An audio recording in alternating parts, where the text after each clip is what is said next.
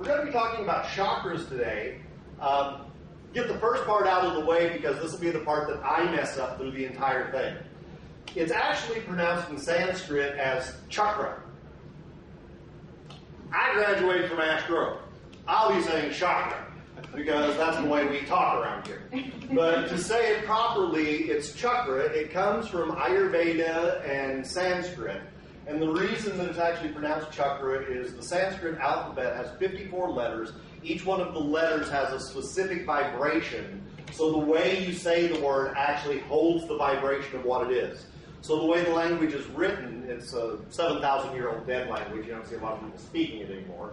Unless you come to one of my yoga classes, I use a whole bunch of it. Chakra actually holds the energy of the chakras, of the centers themselves.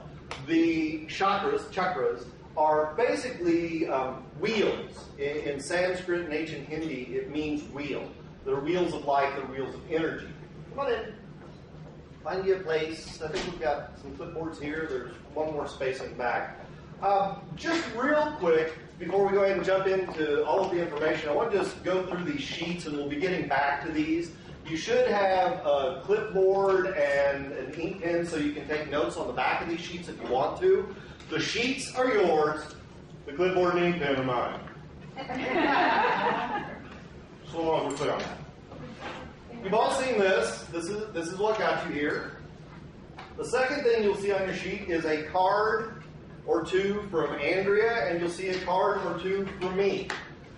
These are not for you. You've found the place already. You know where we are. These are for you to give away. Please. Then you'll see that there is a schedule for the yoga classes. You are in a yoga studio, so of course I'm going to reference it. The other thing that matters is yoga works very directly with the chakra points. If you want to know how to align and energize your chakras on your own, yoga is a wonderful practice that helps with that. You'll notice on the back are the descriptions of the classes. If you've never done yoga before, you can do the stretch and relax, even though everybody accuses me of it not being very relaxing. And you can do the basic class, and from there, we'll just work on that. The next sheet that you'll have, this is the one that I always joke about so you can remember the name, or how to actually pronounce it. Here's Chuck. These are his R's. It'll help you to remember how to pronounce everything. This is just so you know the placement. Most of us here have worked with them to a certain degree. In fact, how many here have actually worked with chakras? Have at least a base knowledge? Awesome. We get to have an expert class today. So this will tell you where the location of them is. We'll get into that a little bit more fully here in just a minute. Under that is sort of an overview that we'll go over at the end as a review, something for you to take with you. And then this, many of us have seen this online. I think Pinterest has one of these up that they actually have as a chakra meditation. These are just keywords and the actual symbols to help you to remember what each one of them does. But we'll get into that a little bit more fully later. And then the last thing in my stack would be the chakra chart. You'll remember Chuck, he's on the back. And then the front has a whole lot of information. You don't have one of these. The reason you don't have one is because these are for sale up front. This is the first item in our budding store for Triad. I say budding because this is the entire product line right now. But it's a good one. So if you have interest in having a quick handy reference chart on the way out, please see Andrea when we're done. That being said, let's get rid of all that. I want to talk about a couple of things that most people don't deal with the chakras. We'll get into what they actually govern and that sort of stuff, but that's easily accessible online, so it's not the most important thing that we're worried about today. We want to think about how to energize, open, align the chakras. So the first thing we have to really address is dispelling one of my pet peeve myths. There's no such thing as balanced chakras. I hear people saying all the time, I'm going to get my chakras balanced. Well, no, you're not, because that just doesn't even make sense when you begin to think about what they do. Each different chakra point governs a different function within the body. Right now, I'm using throat chakra because I'm the one that's doing the talking. You're using the brow chakra because you're receiving information, hearing it, watching me, and processing. So my throat chakra is out of balance compared to the rest of them right now because it's the one that I'm focusing on. Your third eye is out of balance with the rest of them because it's the one that's blazing wide open so you can receive all of the information.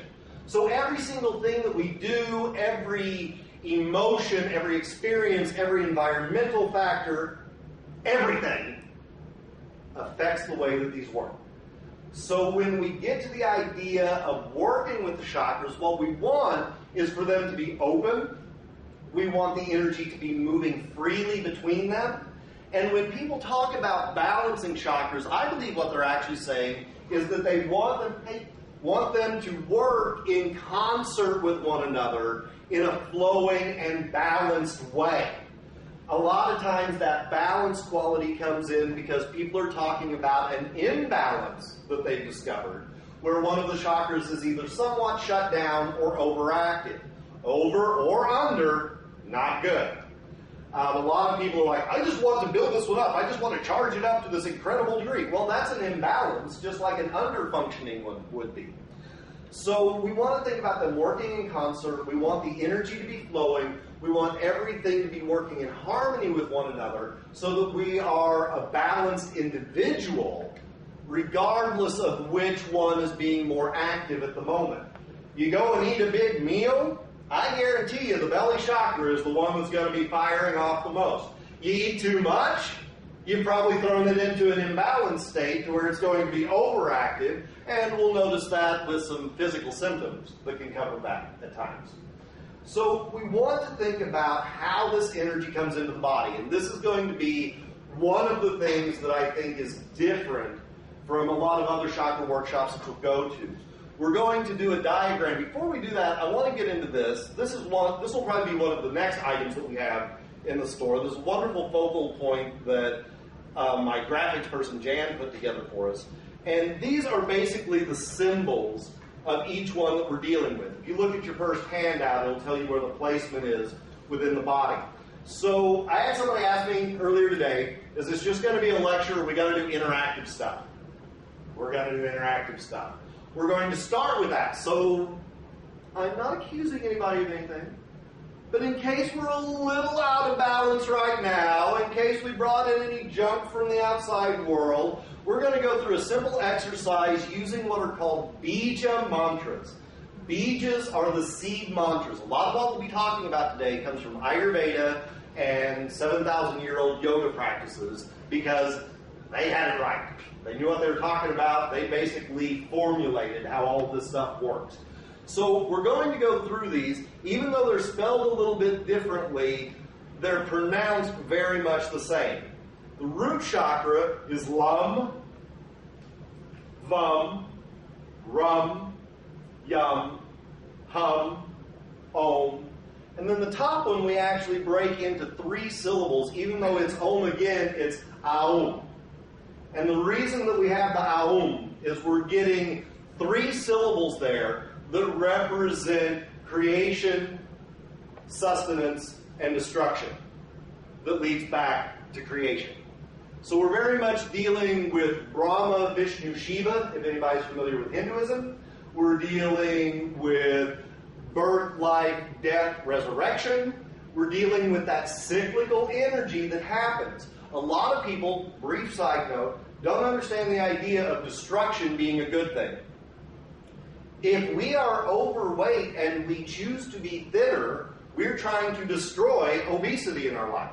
If we want more money, we're trying to destroy poverty in our life. If we want peace, we're destroying violence in our life. So the destruction isn't about aggression. It's about the breaking down. One of the best ways that I ever heard it was, if you think about an Alka-Seltzer, you drop that thing in there and it begins to break up and destroy, but it bubbles up and everything rises up to a higher state of being. So if we can think about that kind of destruction with the things we're trying to get rid of in our life, it takes that aggressive, negative context away from it and gives us something that's very positive and uplifting. So all of us, don't be shy. Nobody's watching. We're just recording this. No reason to be self-conscious. We're going to go through the bijas. We're not going to worry about tones. We may sound a little inharmonic. We're not Gregorian monks, so we're not going to sweat it today. If anybody is a Gregorian monk, I would invite you to come up and lead this part of it, because you'll probably sound better than I will. But we're going to start here. So I'd like for everybody to focus on the root chakra. This is the space at the base of the tailbone, actually below it. This is between the legs. For men, this would be the perineum. For women, it would be the posterior side of the cervix, between the cervix and the anus. So this is actually at the very root. When I find myself working with people energetically and laying on hands, this is the hard one to deal with. Because a lot of people just aren't comfortable with you handling their junk. So that being said, we're going to focus on this space. Let's all take our awareness down there. You can close your eyes if you want to. The first sound is lum. So to give you an idea, we're going to take a deep breath in.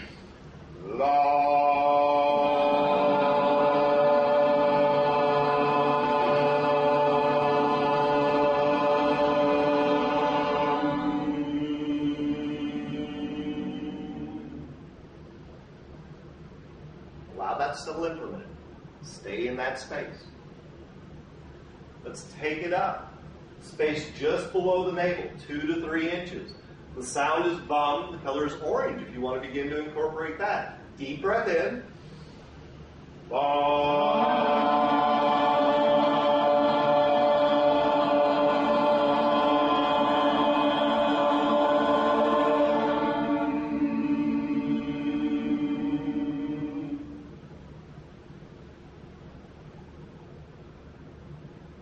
Take the awareness up to just below the rib cage. The color is yellow. This is the solar plexus. It's rum. Inhale.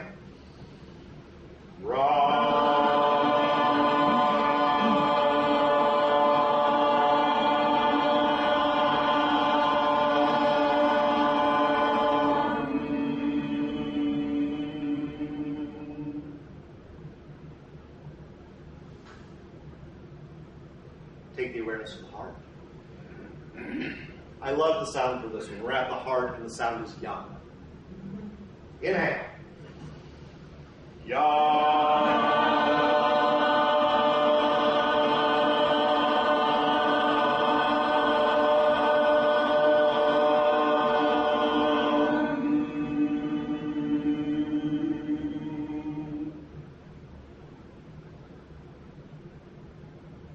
Take the awareness to the base of the throat, Vishuddha, the throat chakra.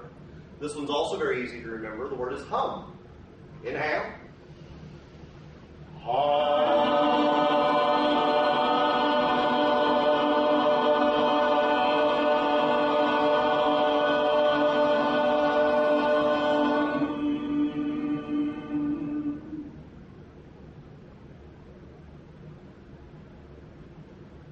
Awareness of the brow, third eye point, center of the forehead, above and between the physical eyes.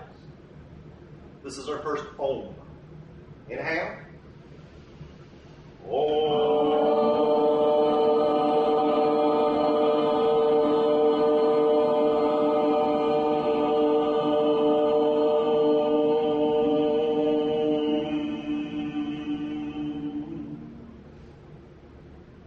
And then if we take the awareness all the way to the top of the head, crown chakra, this one is going to be Aum. Inhale.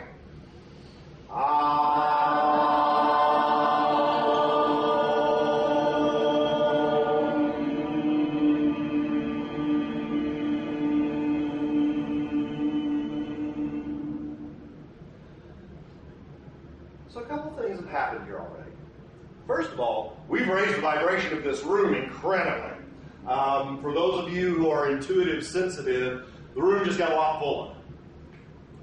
For ourselves personally, you've just gone through the exercise that you can do anywhere, anytime, either vocally or internally, to make sure that everything is clear and firing off the way it needs to be. For the body workers, simply going through this before you go in and place hands on a client will do wonders. For the intuitives in the room, this is actually a modification of what I go through every time I get ready to do a reading. So anytime that you're feeling off in any degree, You can simply go through the lum bum rum yum hum om aum, and you will have everything firing off. You've aligned the energies, you've got them flowing, and you've established the proper flow. One of the things in putting this together that I found a lot of people talking about that really wasn't my expectation is everybody thinks about energy moving from here down. The truth is, from the chakra system, we move from the ground up. We've got to be rooted. Those of you who were here Wednesday for group heard my speech about kites. What makes a kite fly? Is it the surface of the kite? Not at all. Is it the wind? Not really. It's the string that's causing tension that anchors it to the ground that actually causes the kite to take flight. You can have a beautiful kite with plenty of surface. You can have amazing wind. What happens if you let go of the string? Crash and burn. It may be 3 counties over, but it'll eventually touch down to the ground. If you keep the tension there, if you ground it, root it to the earth, then the tension of that string allows the kite to fly higher and higher and higher. The same thing is true with our energetic self. If we are not grounded, we can't ever hope to reach greater heights. In spiritual endeavors, I hear it all the time. I want to rise higher. I want to go to the next level. And you look at them and you go, well, we really need to work on some grounding. Well, that's not what I want. If you want to go higher, you must be fully grounded to be able to do that. So the idea of the chakras and the energy flowing into the body is that it comes in through the root and travels up through the different chakra points, finally radiating out the head. Now, we got to talk about some stuff here that a lot of people probably either haven't seen before, or at least it'll be a good review. This is something that we talk about every time I talk about chakras that a lot of people just aren't familiar with, and I just want to put this out there. Anybody who laughs at my artwork, I'd hate to have to throw your chakras out of balance and line just because you're being mean. So we're going to play Blue Man Group today because my black pen is out of ink, I think. So if we have a body,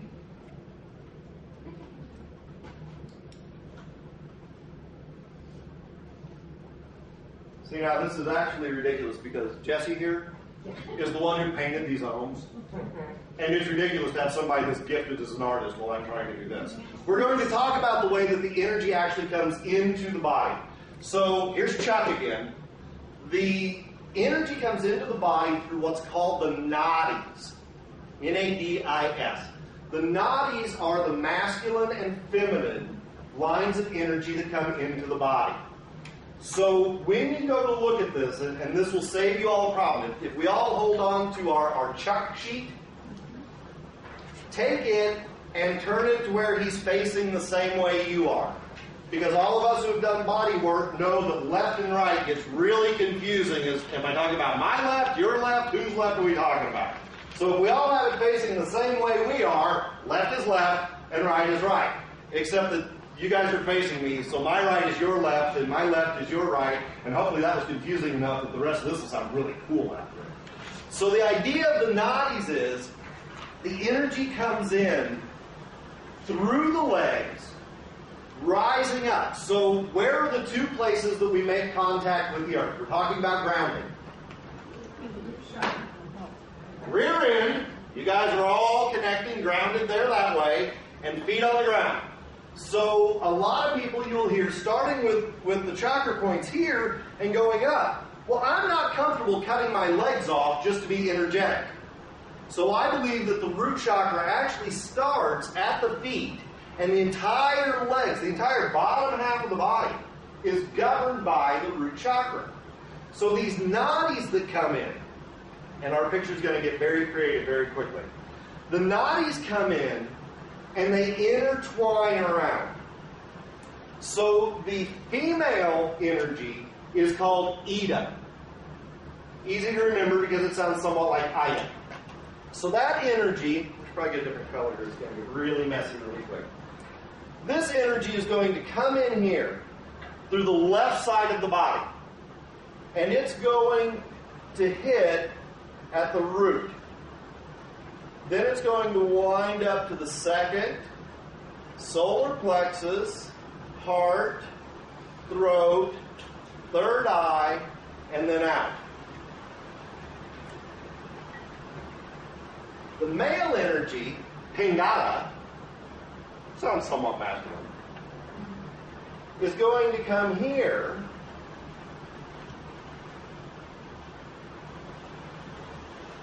so that where the nadis intersect are the actual chakra points. So where the masculine and feminine intersects at the root, sacral, solar plex, heart, throat, third eye. Wow, I got them all in there. We got lucky. And then the crown up here. Now the other part that most people don't get is that our root chakra actually opens downward like this. And the crown opens upward like this. The other ones are spirals. And if you actually think about the easiest way to understand the flow of energy here is to think about a tornado. A lot of people get confused on how can the chakras receive energy and send them out. If we're listening through the third eye, that's receptive. If we're projecting a thought into the world, that's sending it out. We can receive love or give love. So how does one point manage to do both of those? They're little bitty tornadoes. The center draws in, and the edges push out. So if we think about that vortex of energy, the root chakra is going to open downward. Then as that draws the energy up, it's going to come into the center of the chakra point. Now the actual chakra point, because the other thing I see people get confused a lot, it's not on the surface of the body. The actual chakras, second one through the sixth one, actually I guess the fifth one because this one's in your head, would be along the front side of the spinal column. So if this is our spine, the chakras are actually resting on the front side of it, and that vortex tornado is opening out frontward and backward. So we basically have, if I'm facing this way, there's a tornado that's coming in here, and then it's going out there. Radiating in both directions at once, because the energy that's actually fueling it is coming upward. So the energy is coming in through the Ida and the Pingala. Where they intersect, it's actually causing that spin. Now here's where it gets really fun in my mind. You'll hear me make this joke over and over, and I'll probably never quit because it cracks me up every time I do it. The gay guy's going to explain that there are differences between men and women. You'd be amazed how many people just don't get that. Seriously. That room in there when I'm counseling people, I'm like, you realize you're dealing with the opposite sex, right? So if Ida comes up, we're going to deal with ladies first. Since this is now not Chuck, this is Sarah, we've got Ida coming in through the left side. By nature, we all have masculine and feminine energies both within us. We're all pretty comfortable with that? It makes sense that the physical form we're in is going to be the dominant energy that we possess. I don't care how aggressive, strong woman you are or how nurturing of a male you are.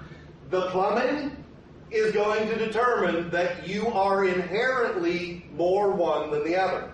So if we start ladies first, the energy comes in through Ida and hits the left side of the root chakra. Therefore, it spins in this direction. I'm not going to get into clockwise, counterclockwise, because again, my direction, your direction, up, down, it's going to get confusing. So if you've got your sheet here, it would come in this side. So for women, that number one would be spinning in this fashion. For men, it's going to be just the opposite. So if we stop just there at the root, if we think about the actual physical act of lovemaking, these energies are actually locking into one another. That's why there's such an energetic exchange through the sexual act. So as that Ida energy comes up, and this one begins to spin, it then arcs up here, so the sacral chakra is spinning the other way.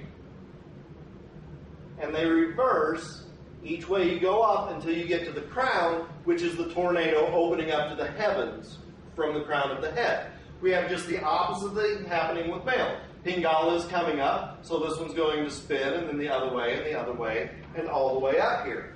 This is why, from an energetic standpoint, a lot of times men and women see things, talk about things, respond to things from completely opposite perspectives. We're into Mars, Venus heavily right now. So if we can really embrace the idea that this is the way the energy comes into the body, moves through it, I've got a story that I absolutely love. This is firsthand, witnessed it. Wouldn't have believed the story had I not been there. My good friend Gary Cardinal, who is a retired Marine and high school biology teacher. So we're not talking airy-fairy at all, right? This guy decides that his retirement should be traveling around the country doing aura photography and chakra camera work. So I'm at a psychic fair with him once. I'm the next booth over. And he's got his thing set up. You guys all seen it. You put your hand in the biofeedback sensor, and it gives you a computer display of what's there. Those of you who know me, save the laughter for the end of class. All ego aside, I was convinced that I could see chakras, but this machine, I'm not buying it. So this absolutely drop-dead gorgeous woman comes in. Comes over and sits down and says to Gary, "I'd like to have my chakras read." He says, "Okay, put your hand on the deal." She does. He looks at the screen. He looks at her. Looks back at the screen. Looks at her one more time. By this point, I'm looking over there to see what's going on. And he says, "Ma'am, I'm either going to truly impress you like you've never been impressed before, or you're going to be so offended that you walk away from me. You're a man." Chakras were spinning the wrong way. It was a drag queen. Very convincing drag queen. But it was a drag queen, and the way the chakras were spinning allowed him to completely bust her on the spot. I don't know if they ever talked about anything beyond the root one, but she was quite impressed, as was everybody who was walking by at that moment. Gary had a line for the rest of the day. So the way that they move really does explain a lot of the masculine-feminine difference. So once we get the idea that the energy is moving up through here, very cool thing happens. Once we get all of these activated and cleared and firing off the way they need to, we get a third one. It comes right up through here. It's called the Sushumna, the inner channel. The Sushumna, any of us heard of Kundalini? Kundalini is the energy that is coiled at the base of the spine. Science has actually found it. They've actually found a tiny little lobe down there. They can't figure out how to get it to work yet. Those of us who practice yoga have figured it out, but there's an entire practice devoted to that. This inner channel, the Sushumna, and my picture's getting rather layered here at this point. You want to notice that it forms the caduceus. We have this inner line, then we have the serpents coiling up through it, and it forms the caduceus, which is what? The sign of health. So this lets us know that when everything is operating properly, when one chakra is feeding into the next, when we get everything elevated up to the crown, and that inner channel opens up, now we've created the way for the energy from the divine to flow back down. So when we get these open, when we actually get these points open, everything's opening here, the crown begins to open like a lotus flower unfolding. Then we have that spiritual energy that begins to descend. Because truly, we are spiritual beings on a physical plane. And it is the intersection of gross physical matter and divine spiritual energy that allows us to be animated. One of the things we're going to talk about today is pranashakti. Everybody familiar with the words pranashakti? Most of us have probably heard chi. Maybe we could just go English. Energy. Suddenly the lights go on. Prana Shakti is a yogic term, and Prana Shakti is the energy that makes up everything. It's the vital energy of the universe. Now, the easiest way to illustrate this is that it's the energy within the breath. Now, it's in everything, but the most readily available way for us to assimilate Prana Shakti is through the very air we breathe. It's not to be confused with the actual air itself. We can hook a ventilator up to a dead body and make it breathe, right? It's not alive at that point. You have to actually be assimilating the Prana Shakti, and that's what elevates us to being more than $32 worth of crude chemical compounds. And without the Prana Shakti, we start decaying pretty quick. Kind of stink up the place. So once we've got that Prana Shakti moving through us, it elevates up through here, and it opens us to become this funnel for the divine spiritual energy, basically our soul self, to be able to radiate down through. So once we've got this energy moving,